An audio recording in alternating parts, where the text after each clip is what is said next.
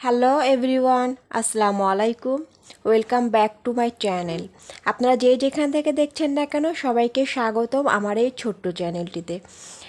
আজকে আমি আপনাদেরকে করে দেখাবো পটল ভর্তার রেসিপি। এতটাই মজা এই পটল ভর্তার রেসিপি, এই পটল ভর্তা একবার খেলে অন্য ভর্তার স্বাদ ভুলেই যাবেন। চলুন রেসিপিটি দেখে নেওয়া যাক।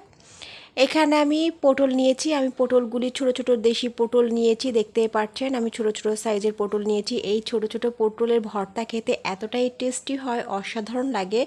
একবার যদি এই পটল ভর্তা দিয়ে যদি ভাত খান তাহলে অন্য কোনো ভর্তার স্বাদ ভুলেই যাবেন যে এতটাই টেস্টি। আর পটলের ভর্তা অসাধারণ হয়। আমি এখানে পটল নিয়েছি, পটলটা কিন্তু আমি দেখেন একটা চাকুর সাহায্যে আমি এটা ছুলবো না, জাস্ট আমি এটা কেখে নিচ্ছি হালকা করে। আমার এই রেসিপিটি ফলো করে যদি পটল ভর্তা করেন খেতে কিন্তু অসাধারণ লাগবে আর টেস্টটাও দ্বিগুণ হবে। আজকে আমি একটু ভিন্নভাবে পটল ভর্তার রেসিপিটি আপনাদের সাথে শেয়ার করব। এখানে আমি এই যে পিস পিস করে কেটে নিচ্ছি ফ্রেন্ডস, আমি আপনাদেরকে একটা পটল কেটে দেখাচ্ছি। আমি সেম প্রসেসেই আমি প্রত্যেকটা পটলটা কেটে নেব। আমি পুরো পটলটা কেটে আমি তারপর আসছি। চলে আসলাম, আমার পটলটা কাটা হয়ে গিয়েছে। এখানে আমি একটা প্যান নিয়েছি, আমি ভালো করে পটলটা ধুয়ে নিয়েছি, দেখতে পাচ্ছেন ফ্রেন্ডস। আমি ছোট ছোট টুকরো করে নিয়েছি, আমি এটা ভেজে নেব। এই ভাজা পটলের ভর্তাটা যে এতটাই টেস্টি হয়। আমি এখানে সামান্য একটু সয়াবিন তেল দিয়েছি, যেহেতু আমি এই ভর্তাটা কিন্তু সম্পূর্ণ সরিষার তেল দিয়ে করব। আমি হালকা সয়াবিন তেল দিয়ে কিন্তু আমি পটলটা ভেজে নিচ্ছি। আমি কিন্তু এখানে বেশি তেল ইউজ করব না, একদম ভাজা ভাজা করে পটলটা ভেজে নেব, তাহলে কাঁচা ফ্লেভারটা থাকবে না, এতে সুন্দর একটা ফ্লেভার আসবে। আমার পটলটা কিন্তু ভাজা হয়ে গিয়েছে, দেখতেই পাচ্ছেন। আমার পটলটা আমি সুন্দরভাবে ভেজে নিয়েছি।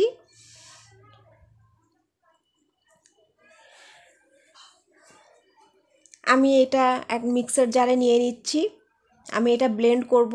এখানে কোনো রকম পানি ইউজ করব না, আমি এটা ব্লেন্ডারে ব্লেন্ড করে নেব। এখানে আমি অ্যাড করছি ধনিয়া পাতা, এখানে আমি ধনিয়া পাতা দিয়ে দিচ্ছি, তাহলে এই ভর্তাটা কিন্তু স্বাদ কিন্তু আরও দ্বিগুণ হয়ে যায়। একবার হলেও রেসিপিটি ট্রাই করবেন, আর রেসিপিটি কেমন হয়েছে অবশ্যই আমাকে কমেন্ট করে জানাবেন। ফ্রেন্ডস, আমি আপনাদেরকে আরেকটা কথা বলি, যারা আমার এই ছোটো চ্যানেলটি সাবস্ক্রাইব করেছেন তাদেরকে অসংখ্য ধন্যবাদ, আর যারা করেননি তাদেরকে করার অনুরোধ রইল। যারা আমার এই ভিডিওটি ফেসবুক পেজ থেকে দেখছেন তারা অবশ্যই আমার ফেসবুক চ্যানেলটি ফলো করবেন। আমার ব্লেন্ড করা হয়ে গিয়েছে, আমি ঢেলে নিচ্ছি। কত সুন্দরভাবে ব্লেন্ড করা হয়ে গিয়েছে।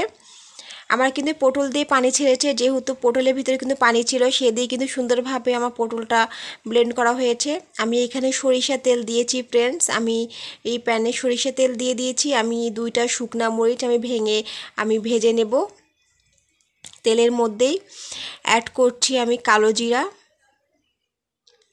কালো জিরাটা আমি তেলের মধ্যে ফোড়ন দিয়ে নেব, এতে ফ্লেভারটা অনেক সুন্দর আসে, ভর্তার ফ্লেভারটা অসাধারণ হয়।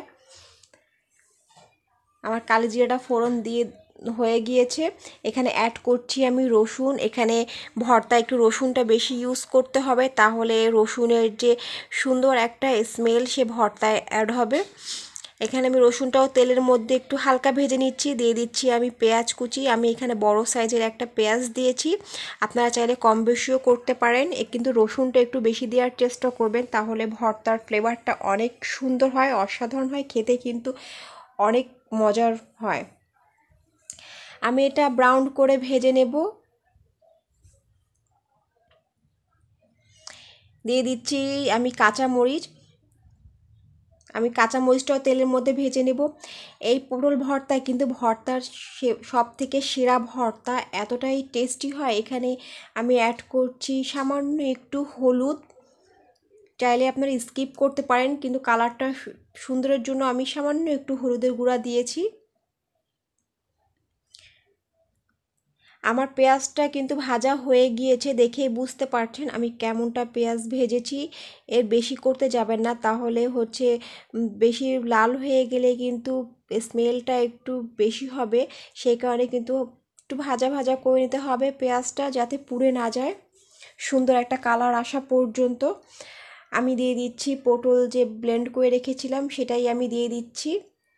আমি অনবরত ভালো করে নাড়তে থাকবো।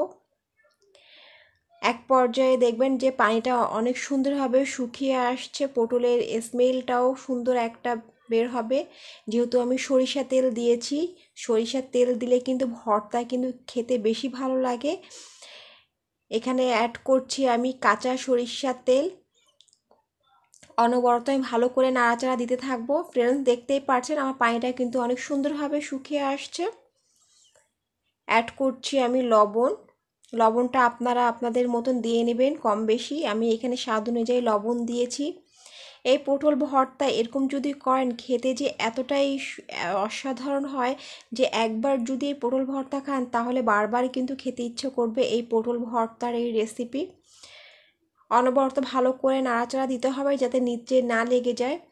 অ্যাড করছি আমি রেড চিলি ফ্লেক্স। এখানে আমি রেড চিলি ফ্লেক্স দিয়েছি। ভর্তায় চিলি ফ্লেক্সটা দিলে ফ্লেভারটা অনেক সুন্দর আসে। আমার ভর্তাটা কিন্তু হয়ে গিয়েছে ফ্রেন্ডস। আমি আপনাদেরকে সার্ভ করে দেখাচ্ছি কতটা লোভনীয় হয়েছে। আমার এই ভর্তাটা করতে হাইস্ট 8 থেকে 10 মিনিট লেগেছে, এর থেকে কমই লেগেছে, বেশি লেগেনি, কিন্তু আমি সেই পর্যায়ে আমি 10 মিনিটে ধরছি।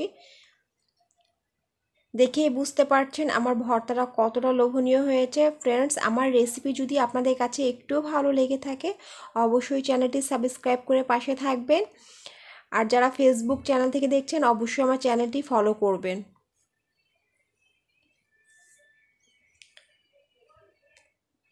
গরম গরম ভাতের সাথে এই পটল ভর্তার রেসিপি খেতে তো অসাধারণ লাগে। যারা ভর্তা প্রেমিক আছেন তাদের জন্য আজকে এই ভর্তার রেসিপি।